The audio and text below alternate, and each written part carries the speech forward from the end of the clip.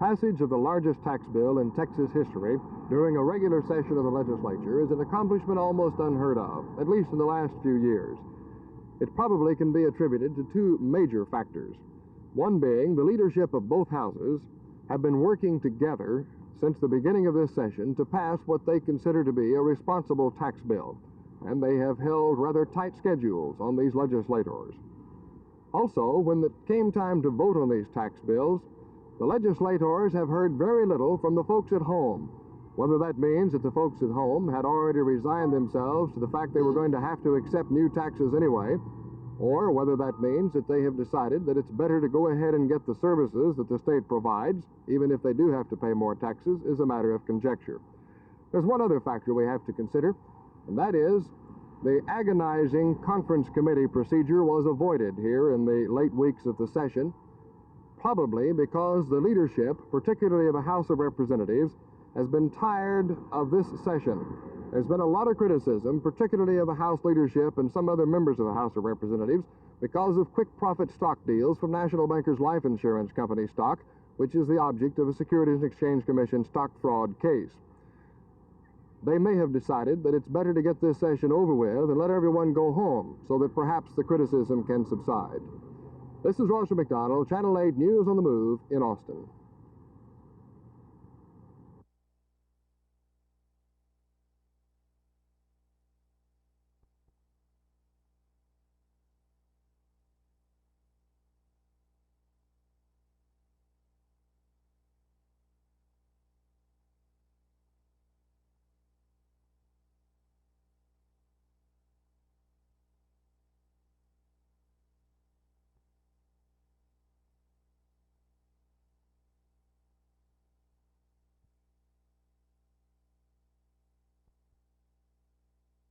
And by crisis, I mean the threat to our environment from water pollution, the financial problems of the cities that this amendment will help solve, and the public health problem that elimination of water pollution will solve. This will be how much in bonds? It'll be $100 million in bonds, and this money then will be loaned at low interest rates to municipalities, and then in addition, many millions of dollars will come from the federal government to supplement the state money. So from the local taxpayer standpoint, it results in a lower cost to the local taxpayer because we'll be able to use federal money, which is now going to other states.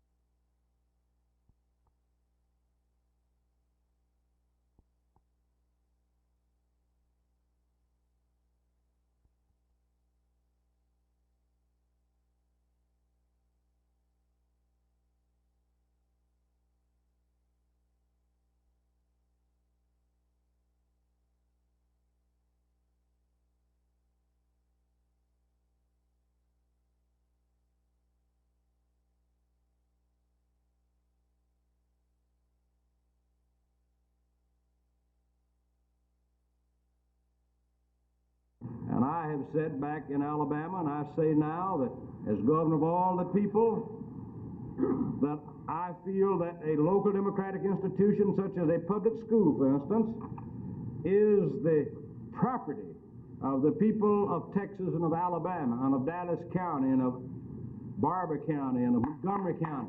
And I've said, and yet, when we spoke in that vein, they said we were against giving an equal opportunity to people because of race.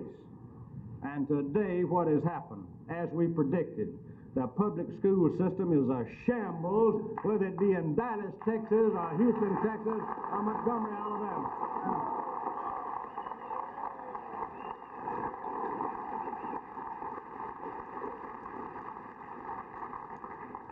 And every white and black child today has been experimented with to the extent that they are frustrated.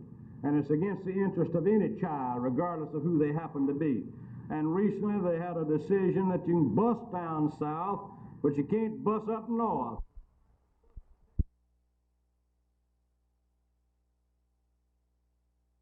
It seems like there's a hunger march of some sort every weekend, but this one in Dallas is going to be just a little bit unique.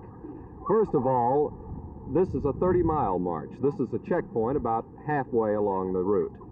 Second of all, almost 5,000 high school students from the Dallas area are taking part in it, and that's a lot of kids stretched out over 30 miles.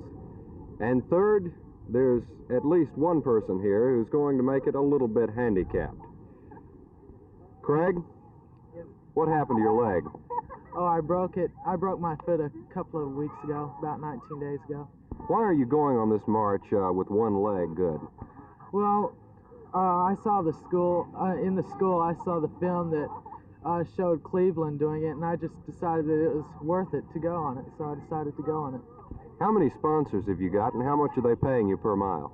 I've got 4 sponsors, and altogether it's 29 cents a mile. Are you going to make it the full 30 miles? I'm going to try. What's your doctor going to do to you when he catches you? Kill me. So there you have it.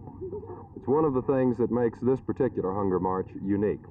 A lot is said these days about young people becoming vocally involved, but not really doing anything about it except demonstrating.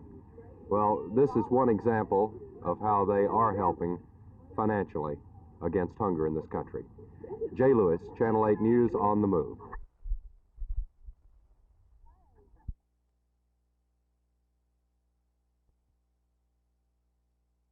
Tarrant County currently has $2,200,000 in its highway right-of-way purchase fund, which could be transferred to the county's general fund. The reason is this: the state is taking over all right-of-way purchase responsibilities for highways to be funded by an additional tax on gasoline at 2 cents a gallon. In the past, each county was responsible for collecting right-of-way taxes. In Tarrant County, it has been an average of $800,000 to $900,000 collected annually in taxes and state reimbursement. Since the system was established by a vote of the people back in 1952, there may have to be another election before the current money can be returned to the county for general expenditures.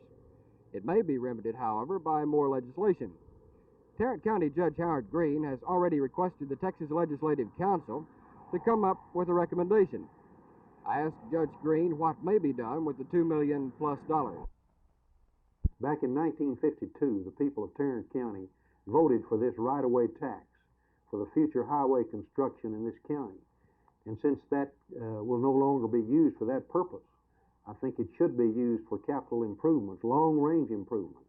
You know, we went to the voters recently, last March, and asked them to approve some bond issues. They did partially, and in part we were turned down. But the need is still there. The money could go to many areas, but renovation of the old courthouse will probably receive top priority. So if it's any consolation at all, the higher taxes you will be paying beginning July 1st may bring some money home. But don't expect any refund in your mail. Jim Green, Channel 8 News, on the move, Fort Worth.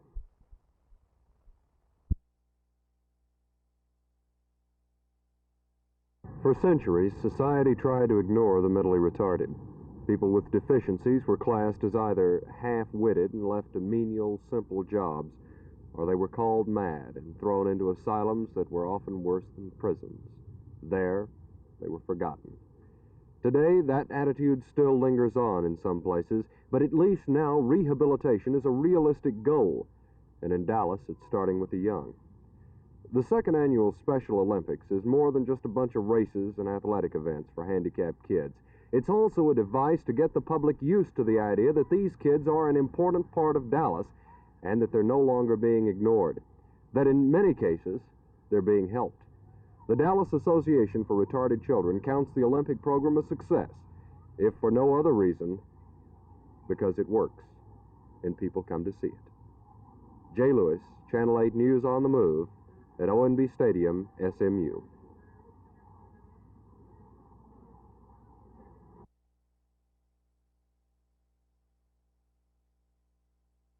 Charlie, last night, Jerry Haynes asked you about the round, and you began by saying fantastic putting. I would guess it was a little bit different out there today. Well, very poor today, Verne, needless to say. I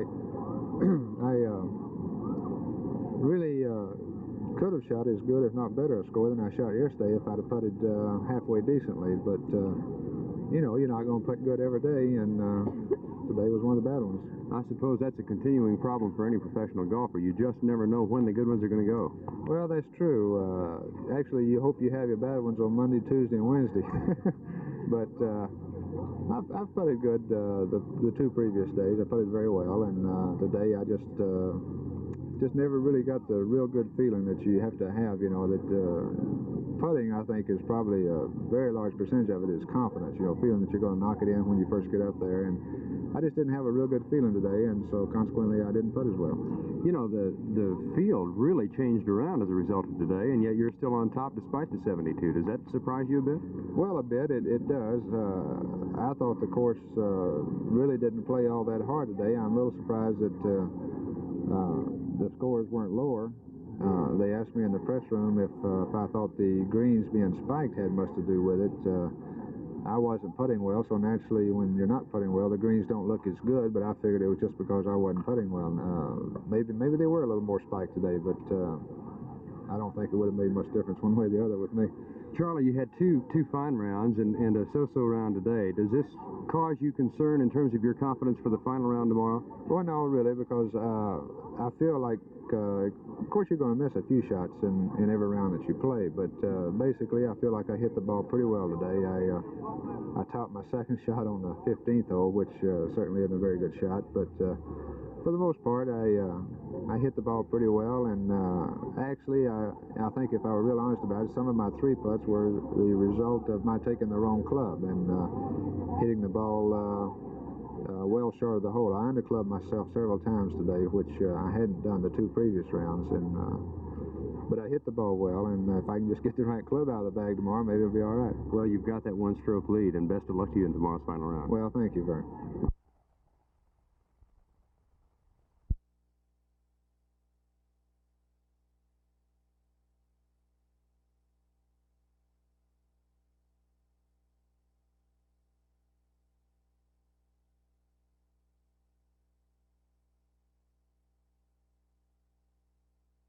I will have a press conference the first of next week, and we'll announce some major cutbacks in our state welfare program. I am thoroughly convinced that the state welfare agency is going to go along with these programs. If they fail to do so, I'll still stand by what I've said. Without welfare reform, we're not going to have an appropriation bill in Texas in '71.